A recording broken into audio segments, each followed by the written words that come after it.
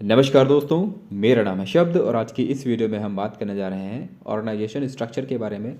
Organisation का मतलब होता है संगठन और स्ट्रक्चर का मतलब होता है संरचना या फिर व्यवस्था, इसको कह सकते हो आप लोग।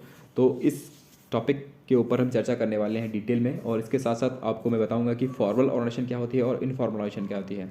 फॉर्मल और इनफॉर्मल के बीच का जो डिफरेंस है उसको भी हम समझने की कोशिश करेंगे। और एट द एंड हम एक बहुत इंपॉर्टेंट टॉपिक आपके यूजीसी नेट कॉमर्स से रिलेटेड, जिसका नाम है स्पैन ऑफ कंट्रोल, उसको भी देखेंगे। ये सारे टॉपिक मैं इस वीडियो में कवर करने वाला हूँ। थोड़ी सी वीडियो लंबी हो सकती है मे बी। और तो चलिए स्टार्ट करते हैं बिना किसी देरी के। तो सबसे पहले थोड़ा सा बैकग्राउंड ले लेते हैं यहाँ पर हम। बिजनेस मैनेजमेंट का ये बहुत इंपॉर्टेंट टॉपिक है। बिजनेस स्टडीज़ आपके सिलेबस में हो कहीं पर भी, या फिर आप यूजीसी नेट कॉमर्स या मैनेजमेंट की तैयारी कर रहे हो, तो वहाँ पर ये टॉपिक इंपॉर्टेंट हो जाता है। ठीक है, इसके अलावा इससे पहले के वीडियोज़ में हमने मैनेजमेंट की थ्योरीज पढ़ ली हैं, यानी कि इवोल्यूशन ऑफ मैनेजमेंट थॉट्स के बारे में पढ़ा है। अगर आपने वो वीडियोज़ नहीं देखी है तो आप प्लेलिस्ट में जाकर आसानी से देख सकते हैं। मैंने 2-3 प्लेलिस्ट बना रखी हैं। एक हमारी ये थ्योरीज़ के ऊपर है, दूसरी हमारी इंटरनेशनल ट्रेड थ्योरीज़ के ऊपर भी एक प्लेलिस्ट बनी हुई है, उसको आप चेकआउट कर सकते हैं। इसके अलावा हम इंटरनेशनल इंस्टीट्यूशंस की बात कर चुके हैं, जैसे जहाँ पर हमने वर्ल्ड बैंक, WTO और IMF या अंकटार जैसे संगठनों को देखा था। आप वो वीडियोज़ भी आसानी से देख सकते हैं मेरी प्लेलिस्ट में जाकर। ठीक है, तो चलिए स्टार्ट करते हैं बिना किसी देरी के। सबसे पहले हम यहाँ पर बात करते हैं ऑर्गेनाइजेशन स्ट्रक्चर होता क्या है। बेसिकली ऑर्गेनाइजेशन क्या होती है सर? ऑर्गेनाइजेशन का मतलब हिंदी में सिंपल है, संगठन। संगठन को हम एक ग्रुप ऑफ पीपुल बुला सकते हैं, यानी कि जहाँ पर कुछ लोग मिलकर आपस में सम्मिलित होते हैं और वहाँ पर अपना एक गोल बनाते हैं, और उस गोल को अचीव करने के लिए सब मिलकर प्रयास करते हैं, तो एक संगठन कहलाता है। और उसी ऑर्गेनाइजेशन के अंदर जब हम देखते हैं कि किस तरह से हम आपस में वर्क करेंगे, किस तरह से हम आपस में कम्युनिकेट करेंगे, कोलैबोरेट करेंगे, अंदर के जो रूल्स होते हैं, फ्रेमवर्क जब तैयार किया जाता है अंदर का, तो उसको हम स्ट्रक्चर बुलाते हैं। सामान्य भाषा में उस ऑर्गेनाइजेशन के अंदर की, संगठन के अंदर की जो व्यवस्था होती है, संरचना होती है, उसी को हम ऑर्गेनाइजेशन स्ट्रक्चर बुलाते हैं। ठीक है, तो स्ट्रक्चर के अंदर रूल्स होते हैं कि कौन इंसान किस तरह से काम करेगा, उसके रोल क्या होंगे, उसकी रिस्पॉन्सिबिलिटीज़ क्या होंगी। इन सब चीज़ों को एक डिसाइड करके बेहतर तरीके से रखा जाता है, जिससे कि जो हमारा बड़ा गोल है, जो हमारा बड़ा मोटिव है एक ऑर्गेनाइजेशन का, वो अचीव किया जा सके। ठीक है, तो ये एक मतलब होता है। यहाँ पर एक मीनिंग मैं थोड़ा सा और बताना चाहता हूँ इसकी थोड़ी सी।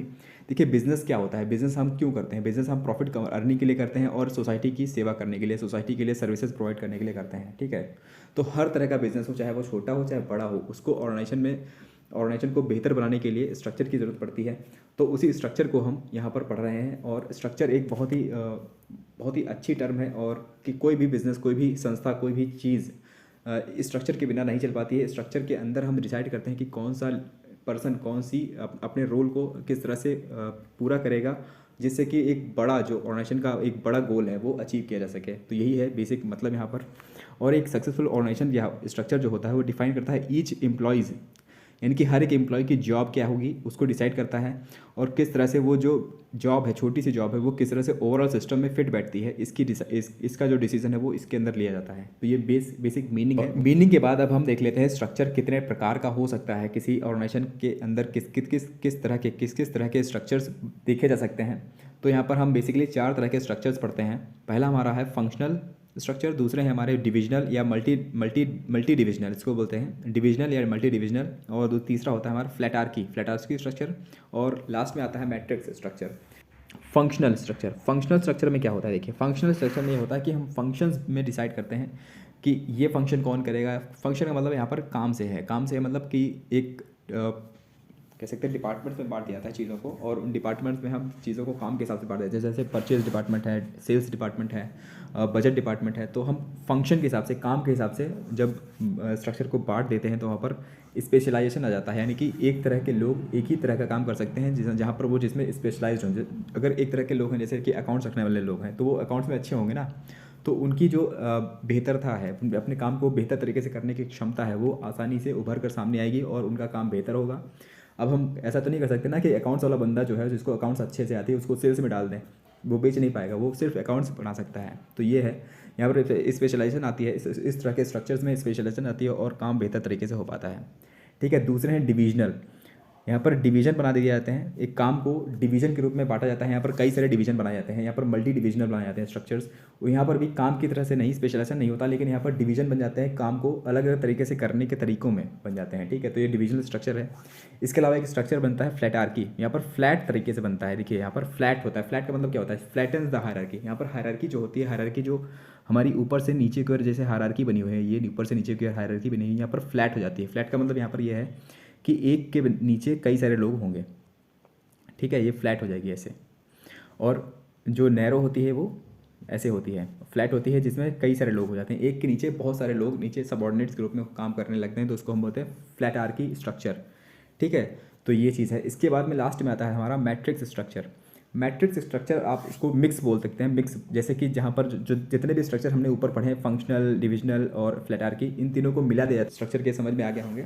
इसके बाद में हम थोड़ा सा और देख लेते हैं। सबसे इंपॉर्टेंट चीज़ जो टाइप्स ऑफ ऑर्गेनाइजेशन क्या होते हैं, कितने तरह की ऑर्गेनाइजेशन होती हैं। वैसे तो बहुत सारे टाइप्स होते हैं, लेकिन हम यहाँ पर बेसिकली दो तरह के ऑर्गेनाइजेशन को देखेंगे। एक होता है फॉर्मल, एक होता है इनफॉर्मल। फॉर्मल यानी कि जहाँ पर रूल्स रेगुलेशंस पहले से डिसाइड हुए होते हैं और बहुत ही फॉर्मल वे में काम होता है। दूसरे होते हैं इनफॉर्मल, जहाँ पर कोई भी रूल्स रेगुलेशंस प्री डिफाइंड नहीं होते हैं, वहाँ पर हम एक स्पॉन्टेनियसली काम करते हैं और अपने गोल्स को अचीव करते हैं, ठीक है। बहुत ही बेहतर तरीके से इसको समझने हैं। हम इसके बीच में डिफरेंस देखेंगे अभी, तो डिफरेंस आपको यहाँ पर ऐसे समझ में आएगा ज़्यादा अच्छे तरीके से।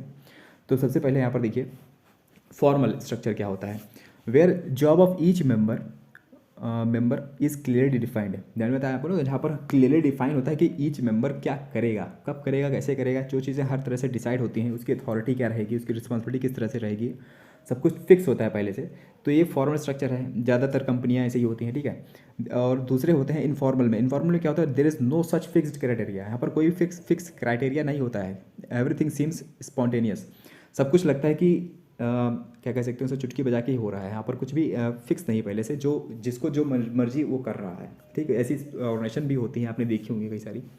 तो ये रूल्स लेस होती हैं ये, ठीक है। इसके बाद में आता है, यहाँ पर आता है aims to achieve preplanned objectives. देखिए पहले से डिसाइड कर रखा है उन्होंने क्या हमको अचीव करना है, तो वही उसको अचीव करने के लिए वो लोग प्रयासरत रहते हैं, और ये लोग हैं, ठीक है। ये हो चुका है। इसके बाद हम देखते हैं यहाँ पर it is for satisfaction of the members of social needs. यहाँ पर सोशल नीड्स को पूरा करने के लिए सिर्फ काम किया जाता है, ना कि प्री ऑब्जेक्टिव्स को पूरा करने के लिए। और ये देखिए परमानेंट होते हैं, क्योंकि जहाँ पर जब सब कुछ डिसाइड होता है तो वो परमानेंट एक ऑर्गेनाइजेशन बन जाती है, और ये सिर्फ टेम्परेरी बेसिस पर बनाई जाती है। अपनी सोशल नीड्स को पूरा करके यहाँ पर ये ऑर्गेनाइजेशन खत्म भी हो सकती है जल्दी ही। तो ये परमानेंट नेचर नहीं है, लेकिन ये परमानेंट नेचर है। फॉर्मल जो ऑर्गेनाइजेशन होती है वो परमानेंट रहती है ज़्यादातर, ठीक है। इसके बाद में और देख लेते हैं इसके डिफरेंसेस को। प्री डिफाइंड हायरार्की होती है। यहाँ पर देखिए रूल्स रेगुलेशंस तो होते ही हैं, हायरार्की एक बनी होती है। हायरार्की का मतलब होता है कि एक के नीचे कितने लोग हैं, कौन अपर है, कौन लोअर है, कौन मिडिल में आता है। तो देखिए इसके बाद में देखिए यहाँ पर कोई सच थिंग नहीं होती, नो सच थिंग।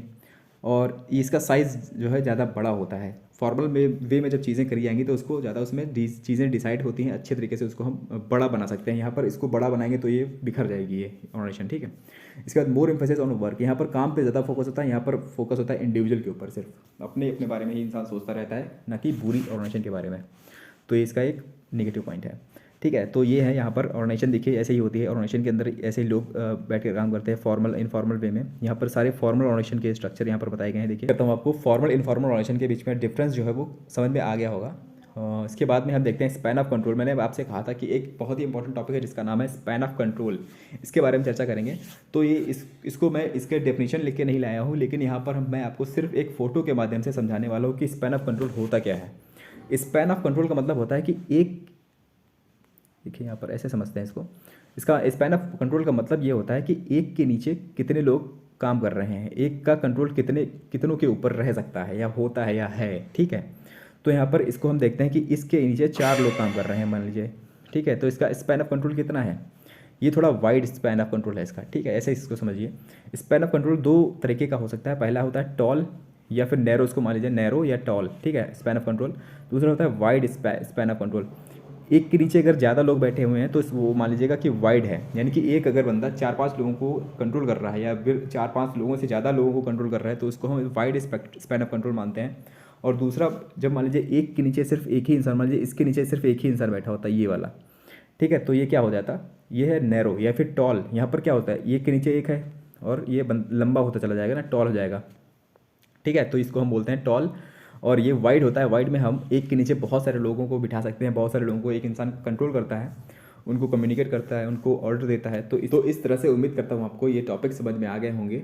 और इस टॉपिक के ऊपर बहुत बार यूनिवर्सिटी कॉमर्स मैनेजमेंट हर जगह क्वेश्चंस आते रहते हैं। आपका ऑर्गेनाइजेशन स्ट्रक्चर क्या होता है, फॉर्मल ऑर्गेनाइजेशन क्या होती है, इनफॉर्मल ऑर्गेनाइजेशन क्या होती है। इसके अलावा स्पैन ऑफ कंट्रोल के ऊपर बहुत सारे क्वेश्चंस पूछे जा चुके हैं यूपीएससी असिस्टेंट प्रोफेसर कॉमर्स के लिए, और यूपीपीएससी में भी पूछा जा चुका है। मतलब हर एक एग्ज़ाम जहाँ पर कॉमर्स आपका टॉपिक है या मैनेजमेंट आपका टॉपिक है, वहाँ पर इस तरह के क्वेश्चंस आते ही रहते हैं। तो यही था ये वीडियो। उम्मीद करता हूँ आपको यहाँ पर कुछ जानने को मिला होगा। आपको कुछ अगर ये वीडियो पसंद आई है, आपको अच्छी लगी हुई है, तो प्लीज़ लाइक कर दीजिए, शेयर कर दीजिए, सब्सक्राइब करें मेरे चैनल को। Thank you guys, God bless you all.